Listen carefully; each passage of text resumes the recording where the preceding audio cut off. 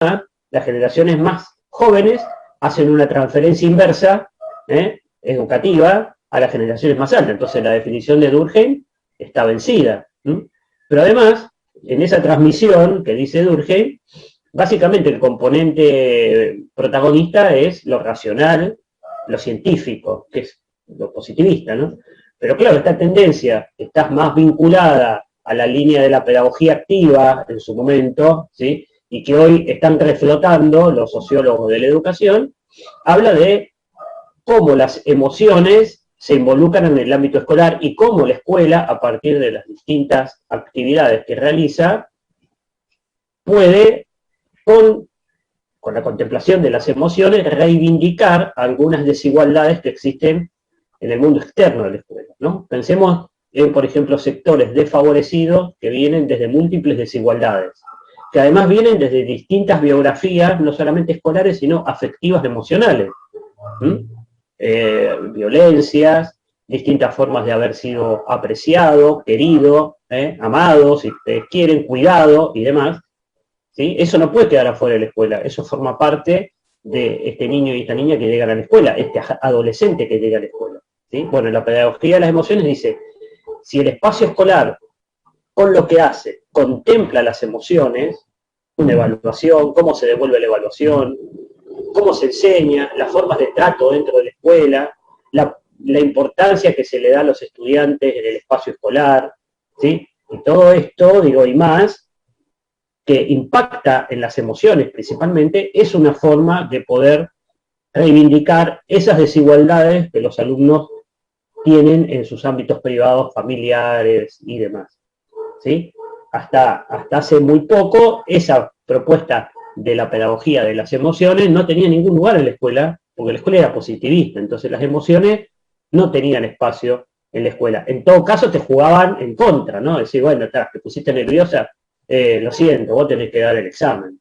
Inclusive, bueno, ustedes seguramente, y me animo a hacer una apuesta con ustedes, obviamente sin dinero, por supuesto, en las mesas de exámenes de superior aparece este componente. Es decir, muchos de los estudiantes señalan, mire, yo me siento muy nervioso en este momento, yo no puedo dar el examen, y del otro lado reciben de los profesores, si bien una cierta contemplación discursiva, pero en la realidad hay como una cuestión de, bueno, mirá, vos vas a ser maestro o profesora y tenés que dejar las emociones afuera y concentrarte en dar el examen lo mejor posible. Y es imposible dejar las emociones afuera de la escuela, porque son parte de uno y nosotros somos seres humanos y nos construimos en relación con otros.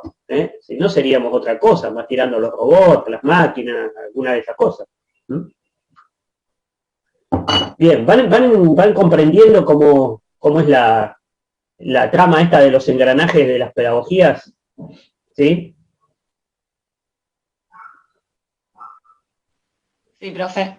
Bien, miren, hay un material muy reciente, que obviamente no lo vamos a usar como bibliografía porque, digo, es muy extenso, es un libro completo, pero salió hace muy poquito un librito muy, muy interesante de una autora argentina que se está dedicando al tema de las emociones en el ámbito escolar, que se llama Karina Kaplan, ¿sí?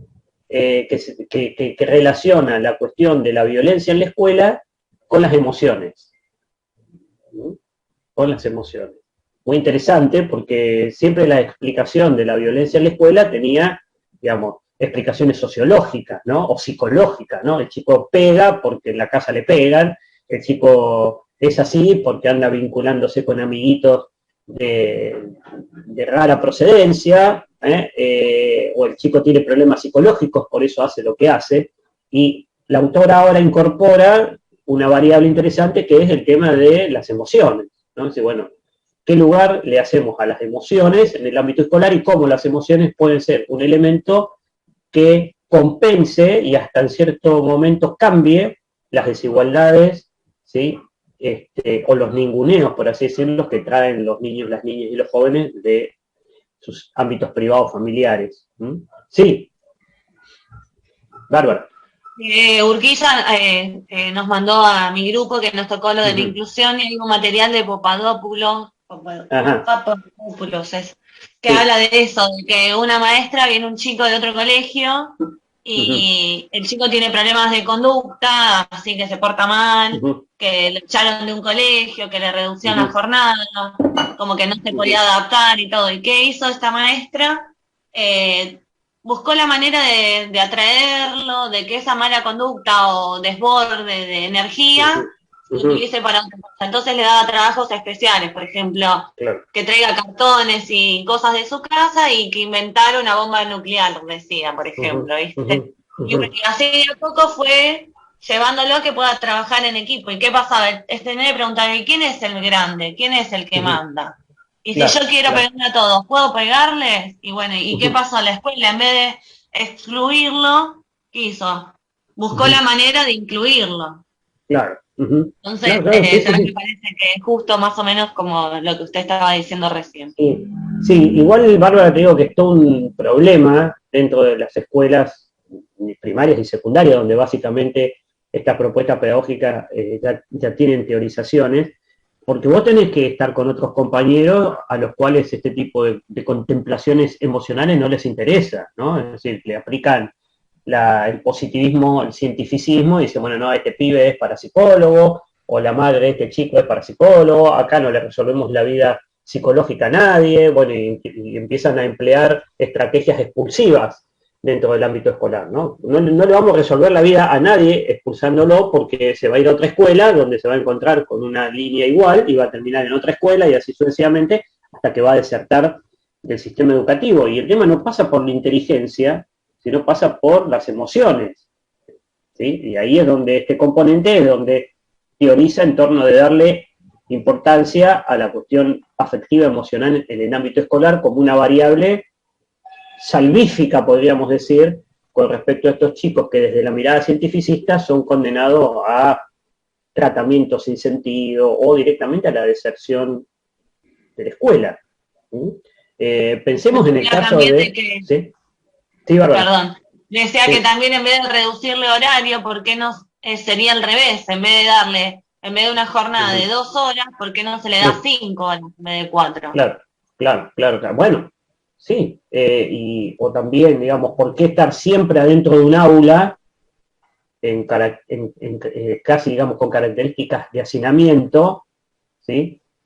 Si se puede hacer una actividad más flexible, ¿no? En un espacio abierto y demás, ¿no? Fíjense que estamos revisando también todo lo que tiene que ver con la materialidad de la escuela que impacta en las emociones, ¿no?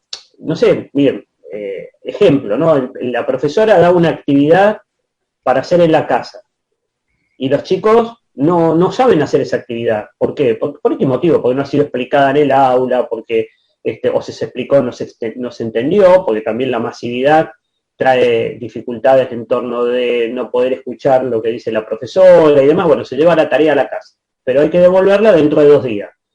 Nadie entiende en casa, obviamente, porque en la casa de los chicos no hay gente posiblemente que tenga trayectorias escolares de nivel secundario para ayudarlo a resolver esto. Entonces, ¿cómo resuelve la familia que puede económicamente hacerlo? Lo manda a una maestra particular, a una profesora particular, para que cumpla con la tarea y no se la lleve a fin de año, ¿sí? Bueno, todo ese recorrido, ¿sí?, implica que cuando el estudiante vuelve a la escuela, trae la tarea hecha, pero él básicamente no entendió muy bien de qué se trató esa tarea, ¿sí? Con lo cual, emotivamente, hubo todo un movimiento, ¿sí?, que terminó, digamos, respondiendo a la lógica de entregar la tarea en la escuela, ¿sí? Porque racionalmente, cientificistamente, hay que entregar la tarea. Ahora, ¿qué emociones se movieron alrededor de esa tarea? Nadie las contempla, solamente aquel que las vive, que es el estudiante y la familia, que han dado vuelta por distintos lugares y gastando dinero para que se cumpla con la tarea, ¿no? Ahí hay que pensar en la escuela directamente, en esa tarea, cómo se da, a quién se le da y qué repercusiones genera la tarea en los hogares. Alguien había levantado la mano y la bajó. No sé si era Ariel, ¿puede ser? Sí. Sí, buen día. Hola, Ariel. Yo quería decir que el otro día escuchaba, hace un tiempo atrás, ¿no? Escuchaba un informe de que las grandes empresas, por ejemplo, de Estados Unidos, hacen que sus empleados tengan horas de trabajo, por ejemplo, en un parque o debajo del árbol del mismo terreno de donde se encuentra el edificio, Entonces el ser humano o la persona tiene más creatividad debajo de esas, o sea, dentro de esas áreas. No los tienen encerrados en oficinas, ni, o sea, con toda la comodidad de una oficina de allá, ¿no? O de alguna oficina, pero sin embargo le permiten a ellos estar sentados en una plaza o en algún parque como para que tengan mayor creatividad. Entonces en las escuelas es como que no se permite eso, siempre están dentro de un aula, ¿no? O sea, son muy pocos los docentes que lo sacan a los chicos. Claro, inclusive, Ariel, esto que vos decís, nos permite también comparar cómo han avanzado dos ámbitos que en su origen estuvieron muy relacionados, que es la escuela y la fábrica, ¿no? Allá a principios del siglo XX, las fábricas, el ámbito empresarial, intentó por todos los medios absorber a la escuela a su lógica, ¿no? En cierta manera la escuela tenía que terminar siendo un apéndice del ámbito fabril, ¿no? Tenía que preparar a los obreros para desempeñarse de la mejor manera en el ámbito fabril. Pero sin embargo hoy el ámbito fabril ha cambiado su lógica y ha pensado no solamente en ese trabajo fordista, taylorista de principios del siglo XX que se extendió hasta, podríamos decir, los años 80 en el mundo, cuando aparece un nuevo paradigma laboral, que es el que incorpora estas variables que tienen que ver con las emociones, ¿no? Es decir, emociones que producen un premio por el objetivo cumplido, emociones que producen el trabajo en el formato de células, ¿sí? Como es la propuesta del toyotismo de los años 80, la consideración de el trabajo solidario, el armar equipos en los ámbitos empresariales y demás. Sin embargo, la escuela siguió por la línea más clásica de principios del siglo XX, ¿no? Es decir, siguió por la línea más fordista taylorista, ¿no? Es decir, el ámbito que le da, digamos, le pide a la escuela que funcione funcional al ámbito empresarial, es el que cambia más rápido que lo que cambia la escuela. ¿Sí? Parece una cosa loca, ¿no? Porque la escuela es mucho más flexible que el ámbito empresarial, ¿sí? Sin embargo, es mucho más dura, son mucho más duras las gramáticas de la escuela que las gramáticas del ámbito empresarial. Inclusive, cuando hablamos de las grandes empresas del mundo y vemos cómo están trabajando hoy, ni siquiera están trabajando los 5 días a la semana, trabajan 3 días y 2 días lo dedican a otras cuestiones que tienen que ver con reuniones para trabajar sobre X problema, días de esparcimiento y demás. Sin embargo, en el ámbito escolar todavía seguimos nosotros con la lógica fordista taylorista, casi de un trabajo en serie con los alumnos, ¿no? Entonces eso es lo que digamos, de cierta manera hay que revisar, ¿no? Cómo la escuela es dura frente a los cambios y es impermeable a las emociones, y ámbitos que nacieron como duros e impermeables a las emociones, como el ámbito empresarial, en un momento se dieron cuenta de que necesariamente para producir más y mejor necesitaban tener en cuenta las emociones de los obreros, ¿sí?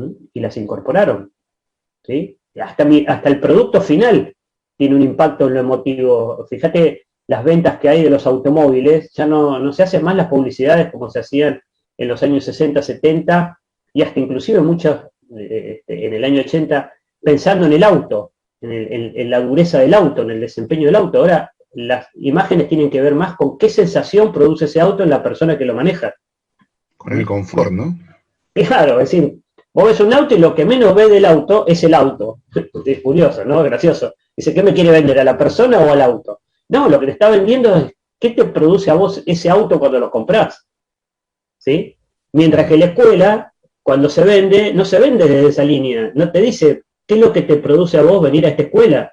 No, la escuela lo que te dice es otra cosa. Es decir, mirá, esto es lo que es la escuela, te muestra esto, ¿no? Acá en la escuela vas a tener disciplina, mucho estudio, hacinamiento. ¿Quién quisiera ir a la escuela en esas condiciones? ¿Sí? Pensá que si la fábrica de automotores te mostrara todo lo que se te puede romper del auto y lo que vale cada repuesto, nadie lo compraría. ¿Sí? El sacrificio que tenés que hacer para sostener ese auto, nadie lo compraría. ¿Sí? Sin embargo, no te habla nada de eso. No te habla nada de eso. Te habla de qué sensaciones produce vos, qué emociones producen vos y en tu grupo familiar. ¿Sí? Depende del auto, por supuesto, ¿no? Si es un auto más pensado para los jóvenes, te va a producir, digamos, sensaciones en torno de qué produce en vos y tus amigos. Pero si es un auto más pensado para la familia, te va a mostrar, digamos, qué sensaciones te produce a vos y tu familia, qué emociones te da o a qué emociones te puede llevar ese producto. Sin embargo, la escuela no te comunica eso. No te comunica emociones cuando te ofrece. Sí, volviendo a lo de a las emociones en la escuela, por ejemplo, un niño o una niña que no se siente bien en el aula no va a tener ganas de hacer sus tareas o de estudiar, o sea, no se va a sentir Claro, cómodo. claro, Entonces, de ahí efectivamente. arranca todo, ¿no? Claro, pero ahí volvemos, digamos, al texto esto de la escuela como fortaleza o territorio. La escuela como fortaleza no le da espacio a estas emociones y sensaciones de los niños y los jóvenes en el ámbito escolar, pero la escuela pensada en el territorio necesariamente le tiene que hacer lugar a esto. Pensemos que hoy hay un montón de niños y niñas, ¿sí?, que están siendo o han sido abusadas en el espacio privado de la vida familiar. Esos chicos van y se sientan en la escuela. Si la escuela no tiene en cuenta esto, no digo que la escuela los busque a estos casos, salvo que los chicos vengan y los relaten, la escuela no hace de detective en estas situaciones, pero cuando conoce el caso, es impensado que la escuela diga, bueno, fenómeno, seguí sentada en ese lugar y tratá de ponerle pila a las materias. No se puede, porque lo que pasa en la psiquis de ese chico es terrible, entonces hay que darle lugar a las emociones. De alguna manera hay que contemplar esa situación. ¿Sí? En la escuela fortaleza, en la escuela positivista, cientificista, también existían niños abusados, golpeados y demás, que era algo bastante poco común de escuchar. Pero esos chicos se subordinaban a toda esa lógica, a toda esa maquinaria que tenía esa escuela, en la cual había que hacer una represión de las emociones. ¿Sí? No me duele, no estoy descompuesto, a mí no me pasa nada, yo tengo que ir a la escuela, tengo que dar el examen. ¿Sí? Hoy la propuesta es distinta, es cuidado porque todo esto repercute en el aprendizaje. Y ahí se producen estas tensiones dentro de la escuela, que es lo que todavía está arraigado al cientificismo, positivismo, y lo que está viniendo más relacionado con las propuestas de las emociones. ¿Sí? ¿Se entiende la cuestión como es? ¿Sí? Y vuelvo a decirles, en el ámbito de los estudios superiores, nivel terciario, formación docente y universidad, esto no puede hacer pie, ¿sí? No logra hacer pie en cuestión de las emociones porque son ámbitos concebidos básicamente desde una mirada cientificista, ¿no? Es decir, bueno, ¿cómo? ¿Cómo vamos a hacerle lugar a las emociones si esta gente van a ser, no sé, ingenieros, doctores, bueno, maestros, maestras? No, las emociones no, estos van a ser científicos, ¿no? Las emociones para un científico deben quedar de lado. ¿Sí? Parece una cuestión media pavada, digo, de decirla, porque son seres humanos, ¿no? El científico no es un extraterrestre, ¿no? Hay que hacer el lugar. Sin embargo, no está pudiendo llegar al ámbito superior. Yo casualmente estoy haciendo una propuesta de investigación para una tesis de maestría que tiene que ver con esto, ¿no? Con las representaciones que tienen los docentes de los alumnos y cómo, a partir de las actividades formativas que se dan en los primeros años, se puede, digamos, involucrar o no a las emociones, ¿no? Si son importantes las emociones en las actividades formativas. En esto que estamos haciendo, que es una actividad formativa, no dar clase, es una actividad formativa. ¿Sí? Les diré en algún momento, dentro de un año y medio, qué resultado dio, lo compartiré con ustedes, pero parece que es algo muy nuevo, poco explorado, ¿no? ¿Sí? Bueno, muy bien. ¿Preguntas? ¿Dudas?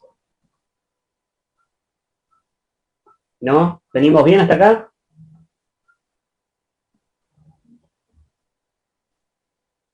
Parece que sí. Bueno, y finalmente, sí, fenómeno, gracias. Y finalmente, tenemos algo muy reciente dentro de las líneas de la pedagogía, en los diseños curriculares de la Ciudad de Buenos Aires, ¿sí? Aparece explicitado en un concepto que es el concepto de emprendizaje, ¿sí? No aprendizaje, sino emprendizaje. Se los voy a poner acá en el chat para que no haya confusión.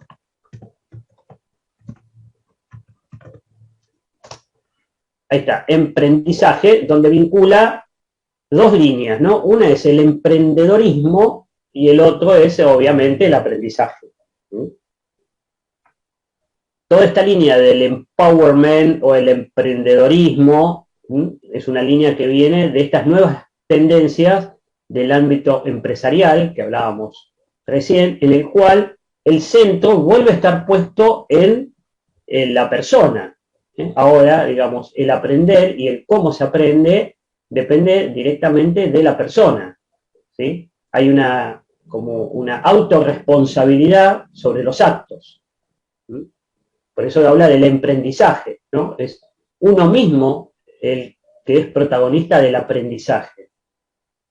Hay que leerlo muy entre líneas a esto porque trae, digamos, los viejos componentes del Taylorismo y el Fordismo mezclados con líneas que vienen de la psicología social, y que también se involucran estas nuevas líneas de la organización del ámbito empresarial, del marketing, de toda esta línea, ¿sí? Que llega, entre comillas, digo, ¿no? Peligrosamente al ámbito escolar, ¿sí?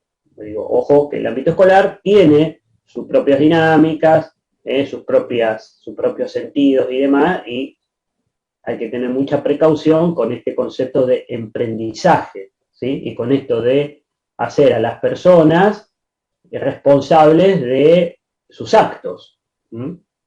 Es decir, ¿qué lugar tiene la escuela en el emprendizaje? Bueno, tiene el lugar de brindar las herramientas para crear esta fortaleza, ¿no? Es decir, bueno, yo tengo que, en la escuela me tiene que dar a mí las líneas para que yo pueda tener capacidad de poder emprender, ¿sí? Capacidad de poder hacer por mí mismo, el self-made sería, ¿no? En inglés, el que hace por su propia cuenta, ¿sí? No depender, ¿sí?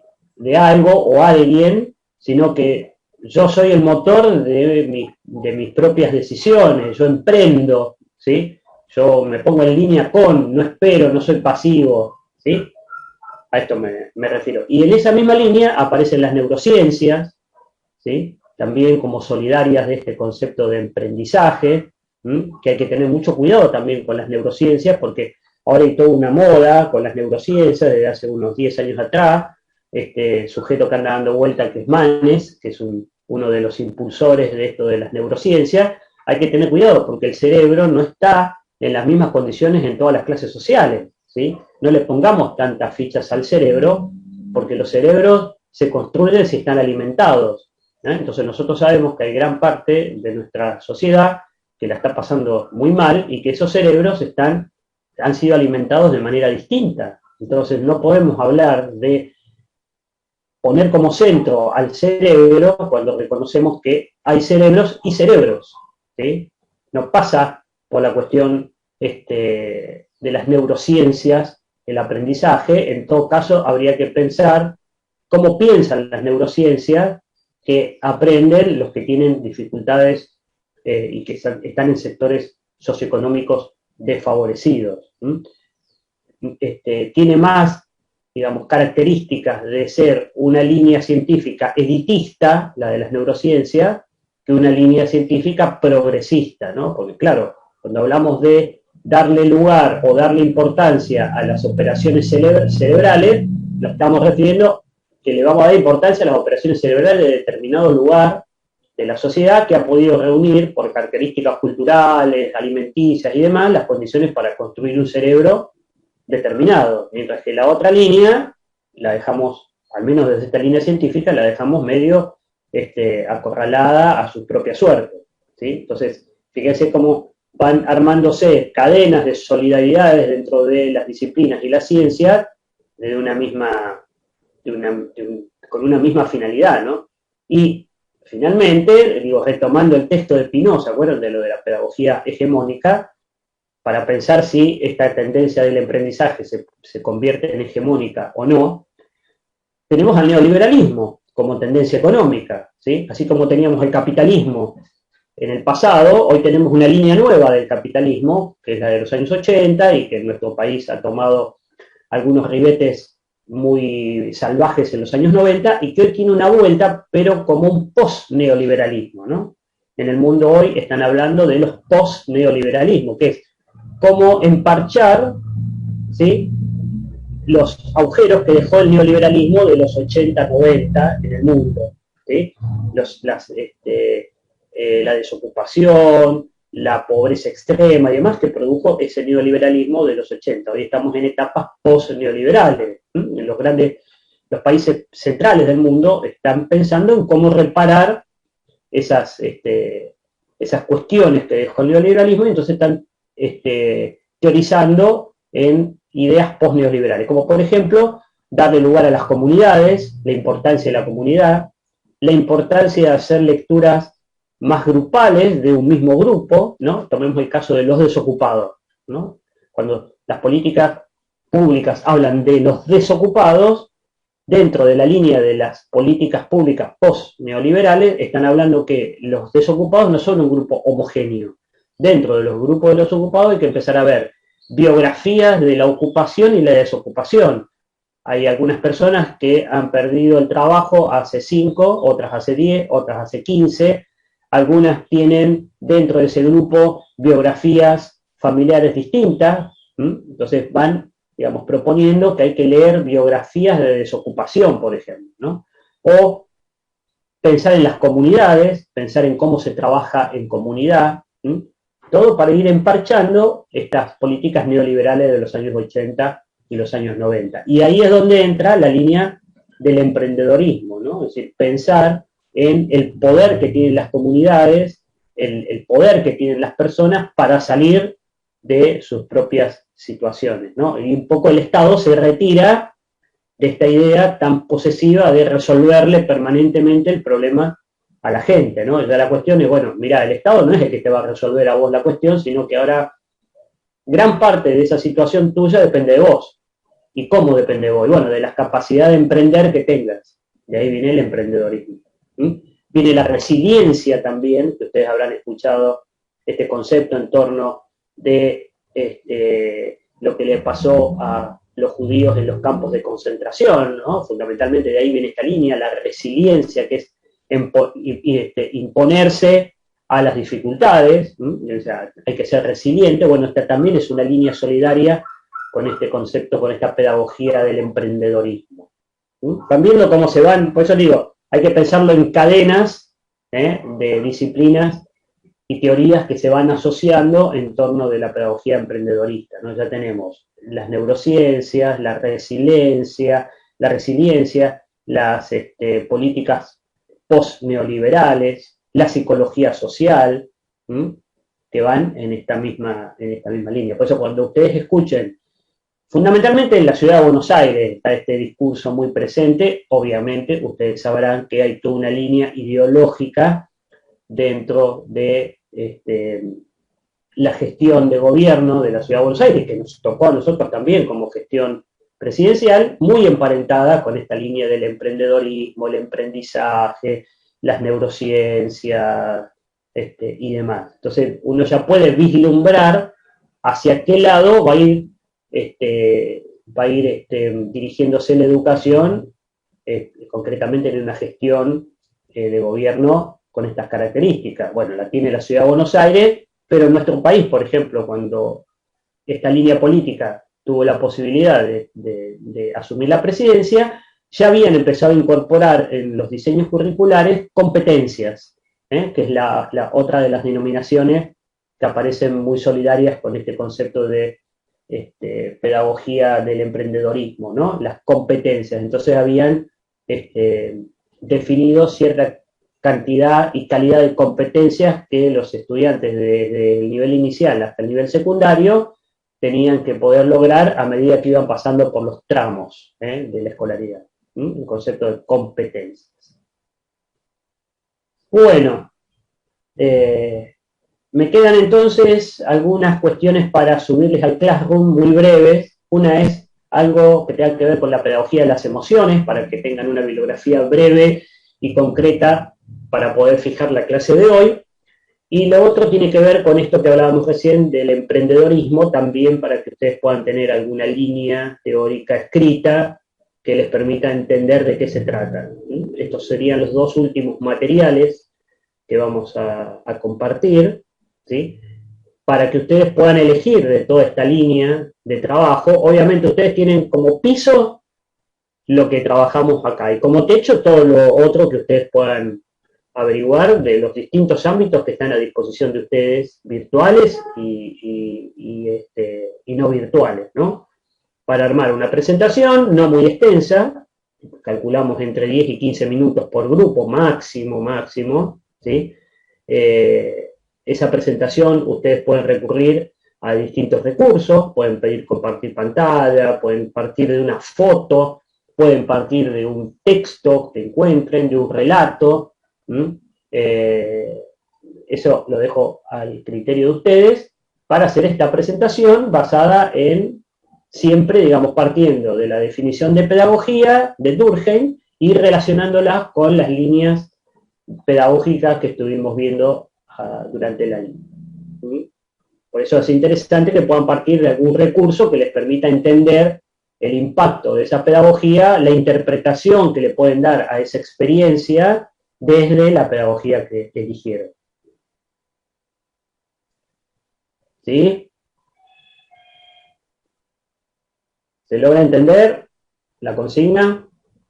Sí, profe. Sí, profe. Bueno, vamos a ver calendarios, a ver cómo andamos con las fechas en función de sus necesidades, ¿no? Ustedes me dirán si estamos bien o no estamos bien con las fechas. Hoy tenemos la clase del día 18. Esperen que no arranca el calendario. Acá estamos, el día 18. El próximo lunes 25, 1 de noviembre, 8 de noviembre y 15. Hasta ahí tendríamos actividad. Así que nos quedan un calendario de unas 1, 2, 3, 4 posibilidades de involucrar acá nuestra actividad. A ver, yo le voy a hacer una propuesta, ustedes me dicen si está bien, está mal, si les queda cómoda y no, y a partir de ahí pensamos en otra. Dejar la clase que viene libre como para que ustedes se dediquen al armado de sus propuestas, ¿no? Es decir, sería importante que ustedes ocupen este espacio para debatir entre ustedes y demás, a ver o reunirse, no sé, ahora que se pueden reunir, capaz que se quieren reunir, lo dejamos liberado. Y nos van a quedar a partir de ahí 1, 8 y 15. Si nosotros usamos el 8 y el 15, ¿sí? Estamos en el límite de la cursada. Si usamos el 1 y el 8, siempre y cuando, digamos, usamos esto porque si son 20, tendríamos ahí que exponer 5 o 4 grupos, ¿no? En el espacio que tenemos, ¿sí? De las 2 horas que tenemos, ¿no? Por eso digo 2 días, porque tal vez no van a entrar todos los grupos en un solo día, vamos a andar muy ajustados. No es que termina uno en 15 minutos y empieza el otro inmediatamente, siempre hay un comentario o algo y empezamos, digamos, 5 o 10 minutos después, y eso ya hace que no sean 15, sino que sean 20, 25. Así que necesitamos 2 días. Si ustedes quieren, hacemos el 1 y el 8, si les parece. Y si no hacemos, lo jugamos, a ver qué nos dicen, el 8 y el 15. Pero no sé en otras materias cómo están, por eso era la pregunta. Cuéntenme, a ver qué les parece. El 8 y el 15 está bien, me parece. ¿Cómo? ¿Cómo, Mari? ¿El 8 y el 15? Sí, me parece que sí, porque viste que las otras las tenemos que dar ahora esta semana y así seguidos. Sí. Sí, 8 y 15, profe. Bueno, entonces, 8 y 15, fenómeno, no hay ningún problema, yo ya lo agendo, presentaciones, le pongo. Pero el lunes que viene nos reunimos. El lunes que viene, los grupos. Claro. Ustedes el lunes que viene se juntan donde quieran, como quieran, no hay ninguna dificultad. ¿Sí? Chicos, si yo me siento mal, arranquen, porque las emociones en la medida. Yo estoy emocionalmente mal, así que también. No abusen de las pedagogías. Ahora se van a agarrar de la pedagogía de las emociones y sonamos, no presenta a nadie. Le mostramos el texto y le decimos, mire, estamos a ver. pero casi un capítulo Consulta, de los profe. Simpsons. ¿Eh? El tema del final, ¿qué va a hacer con respecto a lo que hicimos ahora en este trabajo que vamos a hacer ahora o cómo lo hace usted? Porque Este antes es el era... final.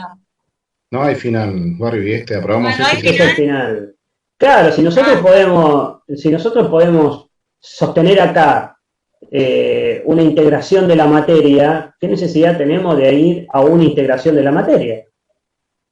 Sí, porque también decían que si no, profesor, si nos aprobaba en la cursada, después lo único que podía hacer era firmarnos cuando era el final, decirnos, estás aprobado, y listo. Por supuesto. De eso se trata esta instancia, porque, digo, ¿para qué? Suponiendo de que la presentación sea muy mala y que tenga que ver con haber reconocido algunas carencias, mire, profe, no nos pudimos juntar nunca, no entendimos nunca de qué se trataba lo que teníamos que hacer, esto es lo que nos quedó, y bueno, se reconoce mutuamente, tanto del lado de ustedes como de mi lado, de que la propuesta no está a la altura de la circunstancia, ahí sí pasaríamos a una instancia de final, que no es muy distinto de lo que van a hacer ahora, porque ahí digo, la propuesta necesita ser ajustada. ¿A qué me refiero? Que no cualquier cosa puede ser entendida como aprobada, a eso me refiero, ¿no? Entonces, claro. ¿sí? Bueno, ahí sí se justifica ir a una instancia posterior, que será a finales de noviembre, para terminar de ajustar esto que estuvo medio flojo por cuestiones de tiempo, por cuestiones de empatía del grupo, por cuestiones de no entender bien de qué se trataba, por no haber leído los materiales y demás, ¿sí? Es un espacio de reivindicación, por así decirlo, de los no haber podido en su momento. Pero si todo está bien ajustado en esta parte, en esa otra instancia solamente se hace una formalidad burocrática, que es como vos decías, poner una nota o la libreta o como sea lo que va a pasar ahora. ¿Sí? Nicolás.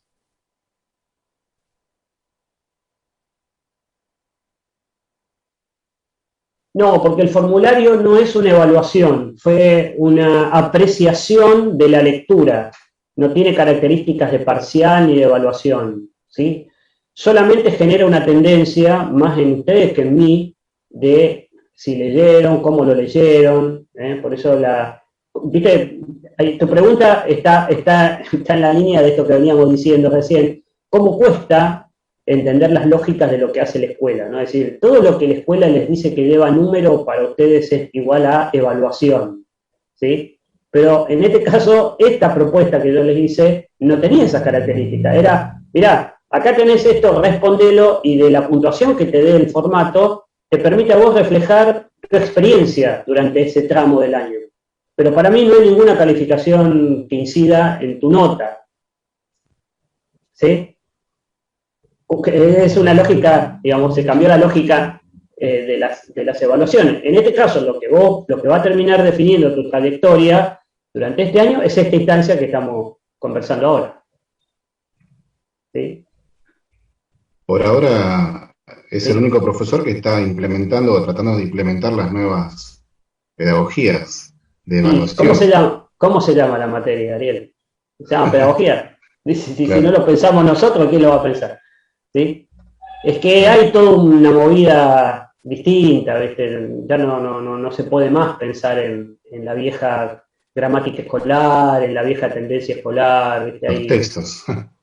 Claro, ¿viste? Hay toda una presencia de otras variables que la escuela dejó afuera durante mucho tiempo y que hoy se consideran que son claves para aprender, claves para enseñar, y claves fundamentalmente para recuperar a los chicos en la escuela, ¿no? Fíjate que están lanzando en estos días el Estado un programa que tiene que ver con que los chicos vuelvan a la escuela. Los chicos no están volviendo a la escuela. Ya no estaban en su momento en la presencialidad, itineraban, iban, venían, estaban un día, faltaban 4, bueno, pero la virtualidad directamente los sacó hacia afuera y en el regreso a la presencialidad no están volviendo los que están esperando que vuelvan. Entonces hay todo un plan de cómo hacer para recuperar a esos chicos que deberían estar en la escuela y no están.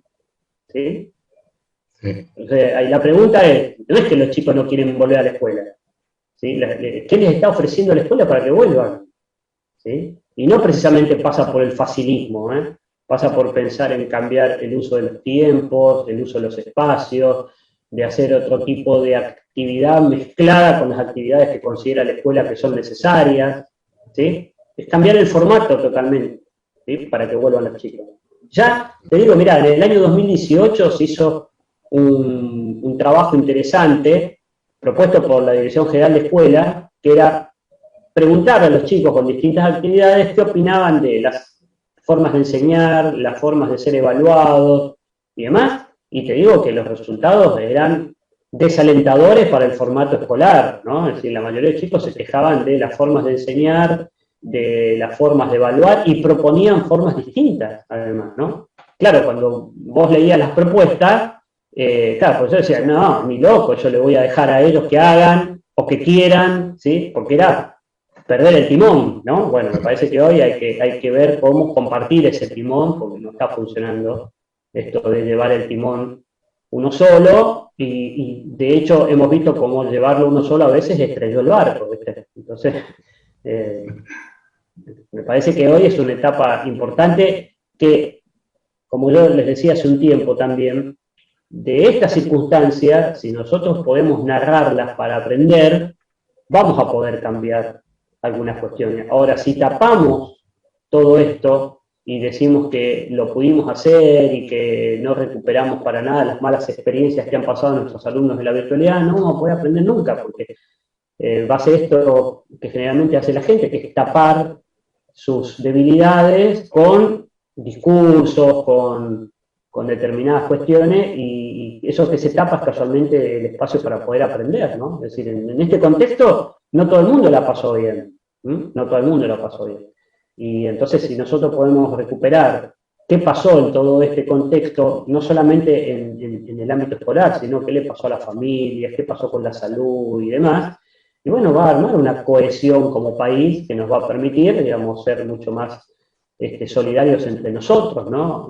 Ahora, sin embargo, si nosotros pensamos de que los que se murieron, los que perdieron el trabajo y los que no pudieron seguir con la escolaridad fueron ellos, por ejemplo, y del otro lado están los otros, los que sí pudieron, y vamos a seguir armando un país así lleno de brechas, ¿no? Es decir, de los que pueden, no pueden, de los que triunfaron y no triunfaron y demás, cuando en realidad, ustedes saben, la pandemia no perdonó clase social, en todas las clases sociales hubo gente que falleció, ¿sí? En todas las clases sociales se contagiaron, en todas las clases sociales no se vacunaron, ¿no? Es decir, acá no hubo, salvo algunos privilegios que conocemos, pero bueno, esto nos dio a todos por igual. Ahora, la lectura que hacemos del post-COVID es, bueno, no le pasó a todos por igual, finalmente a estos les pasó, a estos otros no les pasó, y acá salimos acá, y eso no es una lectura que nos haga bien como país, ¿no? Nos hace muy mal porque en cierta manera volvemos con esa clásica tendencia del neoliberalismo de los 80 y 90, que es el individualismo, el sálvese quien pueda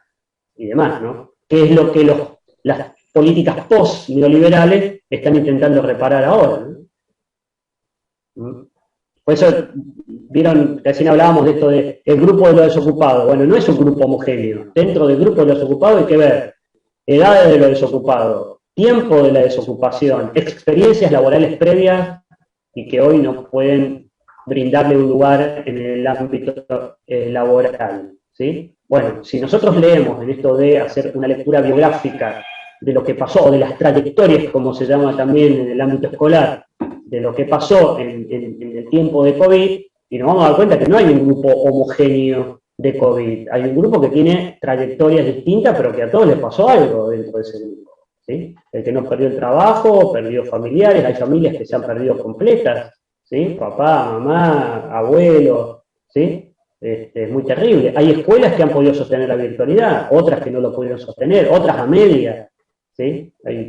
Hay que recuperar todas esas experiencias para armar ese rompecabezas que queda después de todo esto, ¿no? Hagan de cuenta que hemos tenido una guerra, ¿no? Más o menos, como los países que tuvieron que reconstruirse después de las guerras, ¿no? Es decir, bueno, a ver, acá nos dio a todos por igual, ¿sí?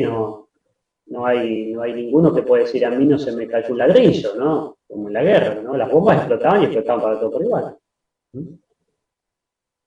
Bueno, ¿les parece entonces que a partir del día 8, dijimos, empecemos a hacer las presentaciones. El lunes que viene no, el primero nos vamos a encontrar para dudas, consultas y demás. ¿Les parece? ¿Sí? Sí, perfecto. Ya a esa altura los grupos deberían estar armados. ¿Cómo ¿Y hay va? un sorteo para ver quién da primero? No, organícense ustedes. Organícense entre ustedes y... Bueno, hacemos un sorteo. Sí, lo mejor que pueden hacer, Ariel, es hacer un sorteo para que no exista, digamos, alguna cuestión de que ganó, no, todos nos juntamos el 15 y ahí sonamos, porque no tenemos margen. Tiene que haber una parte de suerte, Ari, que salimos primero. Claro. Bueno, pero sí, necesariamente hay que ordenar esto. Yo dejo que ustedes se ordenen, pero tiene que haber una cantidad de grupos el día 8 y una cantidad de grupos el día 15. Y el primero nos hacemos una reunión de este tipo como para ver qué dudas hay. Y usted me dice, mire, profe, vamos a proponer esto, ¿qué les parece? Y demás. Bueno, profe, ¿Sí? o sea, 20 minutos. No, 15, máximo 15, máximo 15, es decir, si lo pueden hacer en menos, estaría bien, digo, siempre y cuando que no sea una cosa muy rápida, que no se entienda nada. Ok, Pero el máximo es 15 minutos. máximo.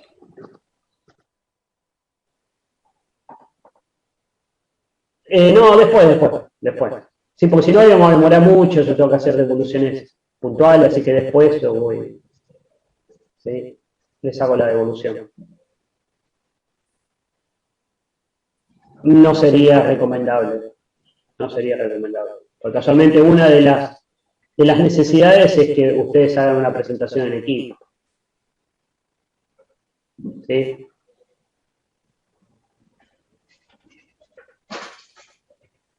Bueno, ¿listo? Listo, profe, ¿me puedo quedar un minutito con usted? Dale. Bueno, nos vemos la próxima. Nos vemos la próxima, el día primero. Gracias, profe. Nos vemos. Chao, hasta luego. Gracias. Gracias, profe. Chao.